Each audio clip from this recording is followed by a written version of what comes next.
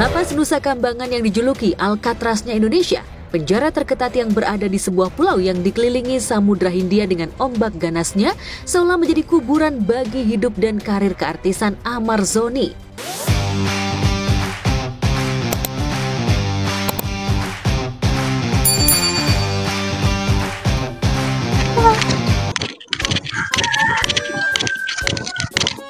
Buah semalam. Apa? Nah, enak rupanya. Enggak enak.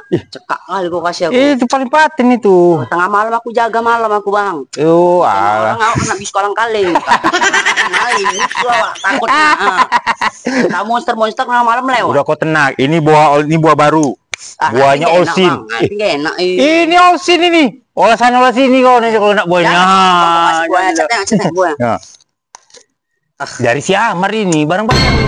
Mana. Yaudah coba aku tes dulu nih ya. Enggak boleh lah. Tes dulu lah. Cuman gila kau bodoh. Dana nomor biasa. Ya nomor biasa. Tes nih ya. Ya udah nah. Yakin enak nih buahnya kan? Oh, paten kali. Oke. Udah aku tes nih ya. Ya. Yang kau kasih aku nak bis malam. Luar biasa memang mahasiswa zaman sekarang. Bisa pula dosen yang nunggu mahasiswanya. Mana Loren? Mbak. Luar biasa Pina ya. Baru datang. Maaf ya Pak. Angkotnya terlambat. Assalamualaikum. Pak. Besok lambat 5 menit, langsung pulang. Izin Pak, maaf Pak. Oh, nanti. Kok lama kali Bang? Dari mana itu? Perlu sedikit tadi. Oke, kita mulai materi hari ini ya.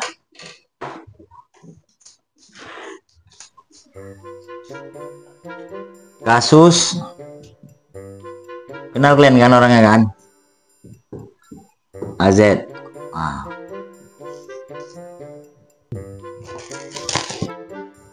Yang baru pangkas botak ini yang dipindahkan ke Nusa Kambangan itu. Amar Zoni. Jadi kita bahas materi kenapa bisa terjadi seperti itu. Kita bahas kesimpulan otaknya tadi ya. Kita tahu kasus dia udah 4 kali kan. 4 kali apa Pak? 4 kali menuju Botak itu. ya, macam mana cara si Amar Zoni terlepas dari belenggu lingkaran setan itu tadi? Lingkaran hitam. 2 caranya. Apa aja tuh Pak? Yang pertama iman, yang kedua kasih sayang. Oke. Ini dominan dari mana? Hati.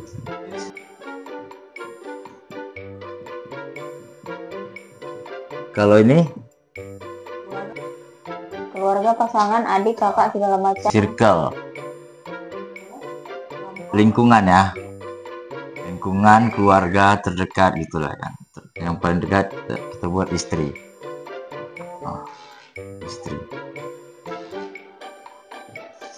Jadi manusia itu kan bisa melakukan kesalahan di dalam kehidupan. Nah, karena dia pernah melakukan kesalahan, macam mana cara dia terlepas dari kesalahan itu?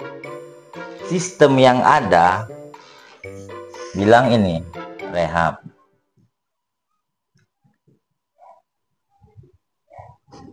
Yang direhab pun kadang ini juga Pak. Jadi benar apa itu Pak? Yang benar 2 ini solusi yang benar. Apa ada terkaitannya Pak? Kasih sayang sama garam Cina tuh Pak?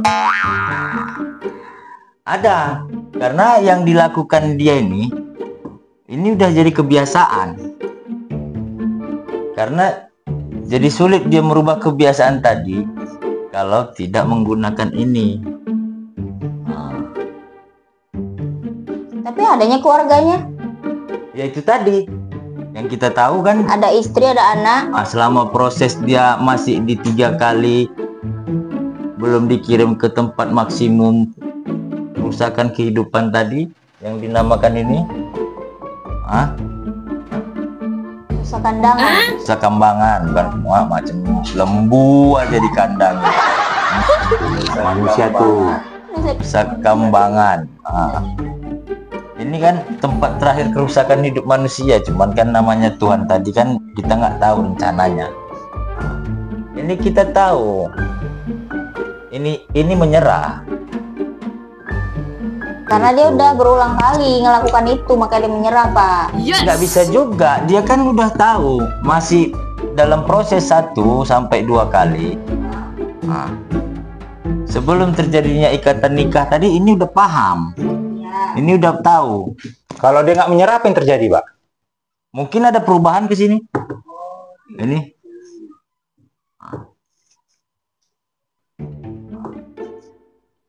Tapi nggak bisa dipungkiri lah. Tapi kan bukannya karena perubahan itu dari iman juga, Pak? itu tadi, kalau untuk ini tadi kan. Nah, ketika dibahas ini, kita sendiri pun sadar sistem negara ini udah rusak dari zaman sistem kekhalifahan Islam tadi. Karena sistem tadi dia yang dirusaknya prinsip-prinsip agama tadi. Makanya ketika tadi aturan tadi memakai aturan manusia berbeda dengan aturan Tuhan tadi hukumannya. Contohnya, Pak? Contoh, ini kan dikurung nih. Kalau masih belum ke sini, masih gampang menemuinya. Benar. Sini tadi. Si kasih sayang tadi. Kalau udah ke sini, dia hanya bisa ngirim surat keluar. Khususnya abangku yang terhormat Bang Hotman Paris, tolong bantuan hukum untuk Amarzoni karena saya telah dikirimkan surat oleh Amarzoni dan Amarzoni mengatakan dia bukan bandar, bukan pengedar, dia hanyalah seorang public figure yang sedang dibina. Amarzoni sakit, kalau orang sakit mesti direhabilitasi, mesti diobati, bukan dihukum mati. Orang sakit bukan dihukum mati. Nah, sebelum sampai ke sini, ini harusnya Memposisikan. Ada. Jangan sampai dia menyerah untuk perubahan ini. Kalau memang cinta, makanya tadi kita masuk dia ke cinta. Ketika dia menjalin suatu ikatan hubungan atas dasar ini, gimana cara kita menemukan kebenaran dari ini? Tapi harta orang itu banyak, Pak. Uang itu banyak. Kenapa bisa lari istrinya? Ada yang salah dalam proses Orang itu berdua. iya, takdir orang itu tadi. Ada yang salah. Jadi dia cenderung bukan gara-gara ini. Makanya di video kemarin yang dikatakan ini 100% jawabannya ini bingung. Karena hati manusia kita nggak ada yang tahu. Kalau dia cinta gara-gara bingung, itu udah dipastikan. Jadi sebenarnya peran cinta yang sebenarnya itu apa? Bagaimana? Nggak semua cinta memiliki alasan yang bisa dijelaskan. Maksudmu? Aku pernah baca, jika kamu mencintai seseorang karena dia mencintaimu, itu bukan cinta, tapi empati. Jika kamu mencintai seseorang karena hartanya, itu juga bukan cinta, tapi hanya tertarik. Terus? Jika kamu mencintai seseorang karena penampilannya, itu juga bukan cinta, tapi obsesi.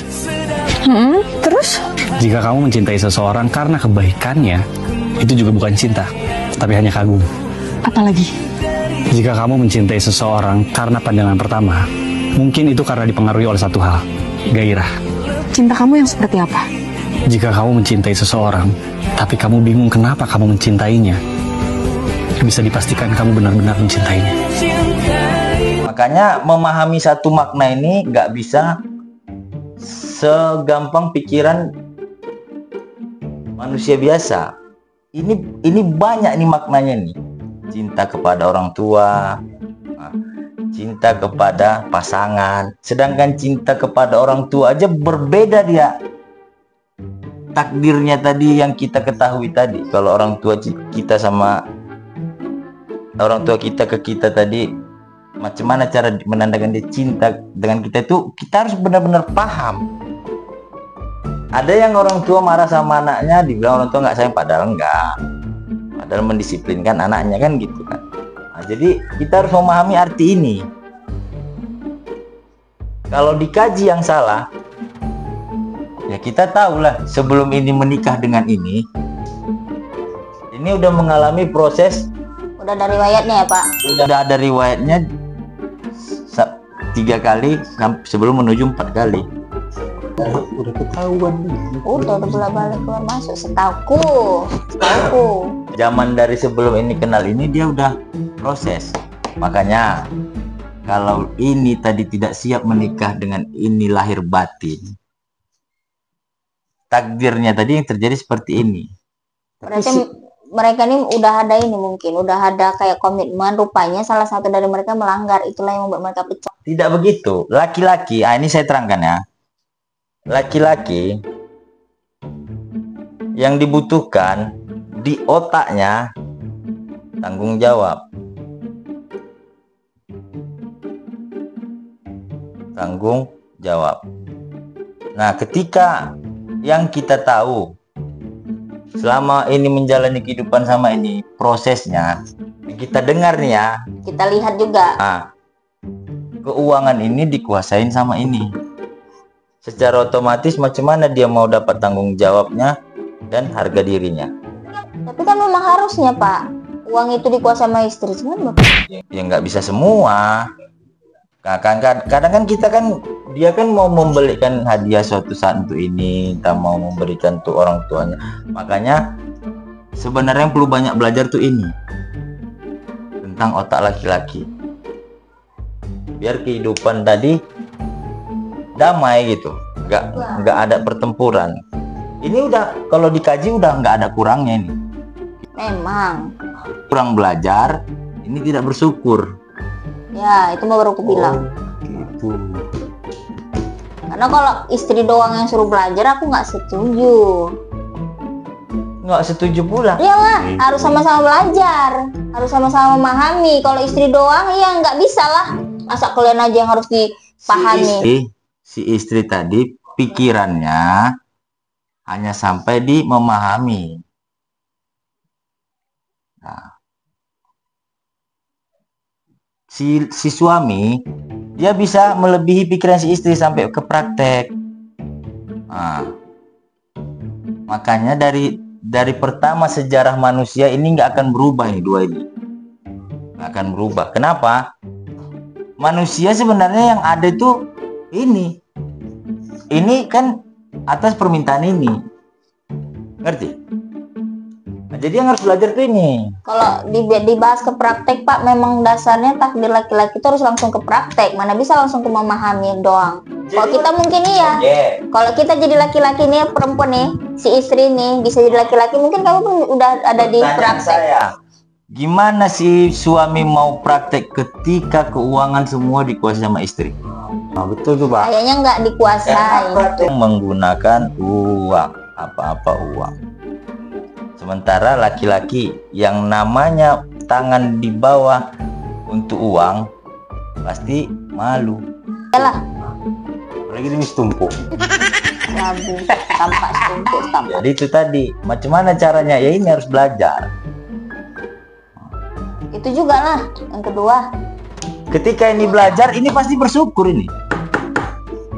Otomatis, dia secara otomatis ini. Ini jangan ditakuti. Kalau ini belajar, ini bersyukur, otomatis. Nah, makanya belajar dari mana? Bahasa ini, kasih sayang. Kalau ini ya udah nggak kita ragukan lagi lah. Itu kan setiap orang ada. Cuman ini yang belum ada. Karena tadi apa? Ego. Yang 3 itu tadi. Nah, kalau ini udah ada, ego tadi udah lunak. Berarti dia udah ikhlas hidupnya untuk dengan ini.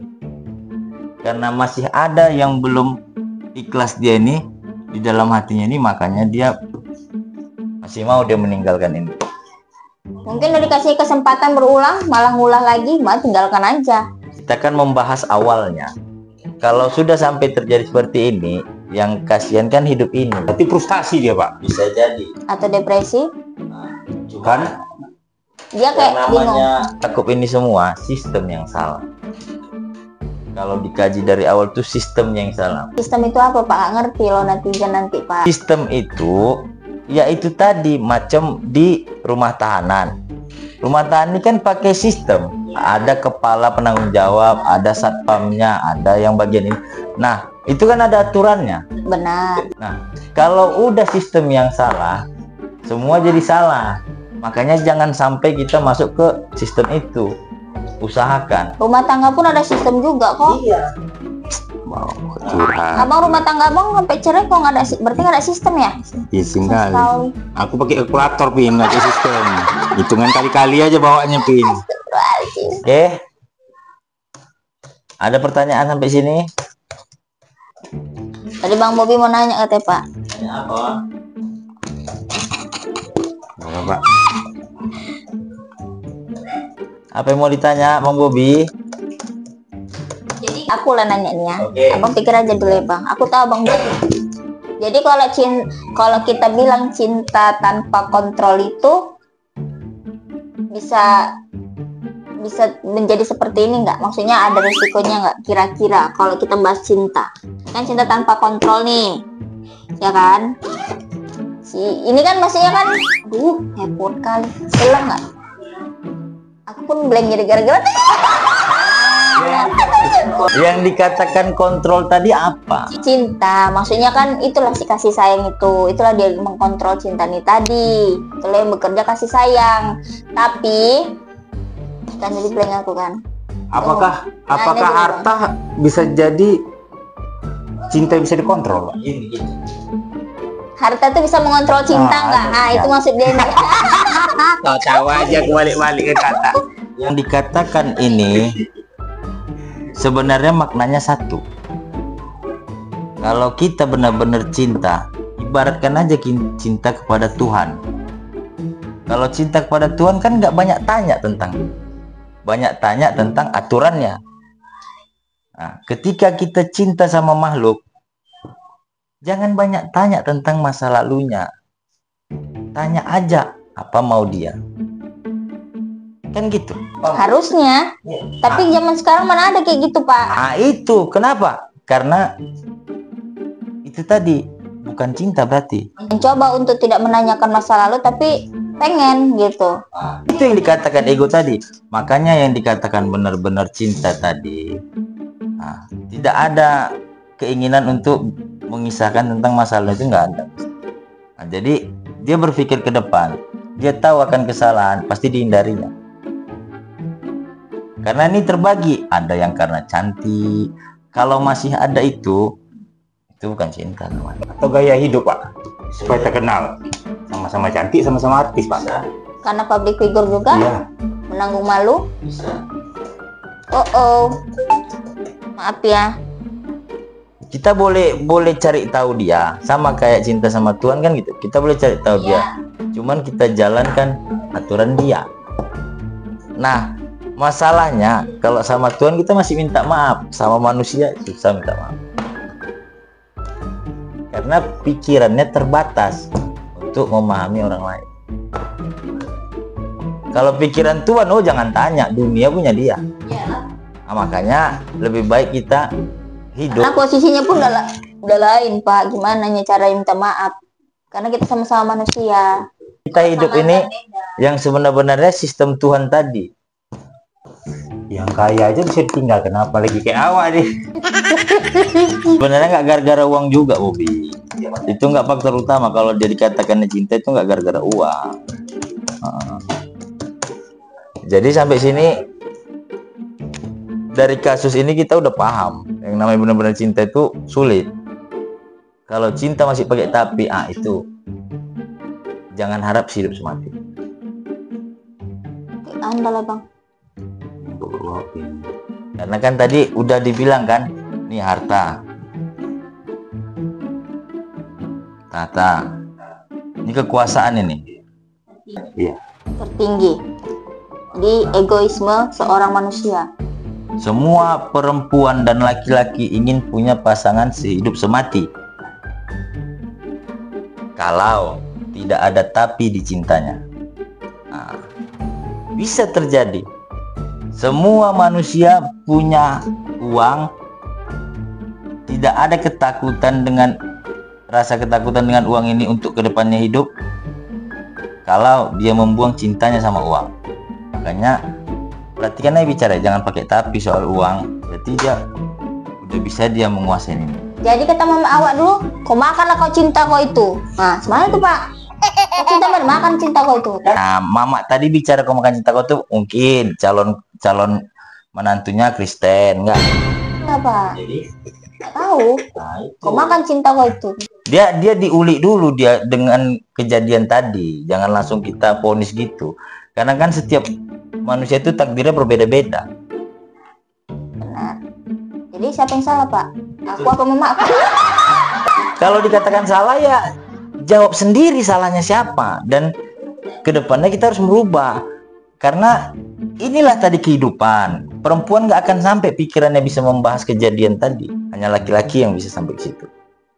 Mengingat kejadian, oh ini pemicunya. Kalau laki-laki langsung praktek dia Pak ya.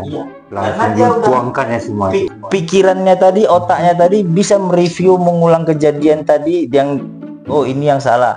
Apa penyebabnya? Begini. Jadi kalau dia salah, dia tahu memperbaikinya. Kami pun harus sejarah Pak, jangan salah. Sejarah apa?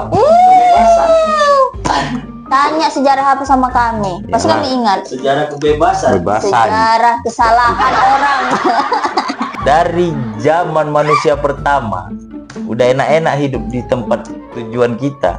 Gara-gara inilah makanya kita dilempar kemari. Jadi dari mana tahu sejarah? Itu kan takdir Tuhan, wanita ada di dunia ini. Makanya ini banyak belajar. Sama-sama. Kalau aku sama-sama Pak. Oke. Tidak bisa satu. Sampai di sini udah kita bahas nih ya. Jadi solusinya memang ya inilah kita berdoa aja sama ini nih. Ngapain Bapak berdoa sama dia? Mendoakan dia. Kita berdoa untuk keselamatan ke depan dia. Karena kan kita udah saksikan kayak mana dia mengirim surat viral. Jadi iya, untuk bantu dia. Cuma nggak tahu kebenarannya. Yang jelas dia ada ngirim sama Ustadz ini kan. Yang jelasnya dia salah. Tapi dia membenarkan dia tidak salah. Ya, namanya manusia. Kan tadi bilang manusia tadi nggak mau disalahkan dan nggak mau mengaku salah dan nggak mau dipaksa. Kunci manusia dua itu. Cuman kenyataannya terjadi dua itu. Mungkin dia membutuhkan validasi. Bisa jadi. Ngerti nggak cara ini ya? Itu Arab ini. Iya. Kita doakan aja lah nih tuh Arab ini. Besok jangan terlambat lagi ya, Bobby ya. Oke. Makasih. Assalamualaikum.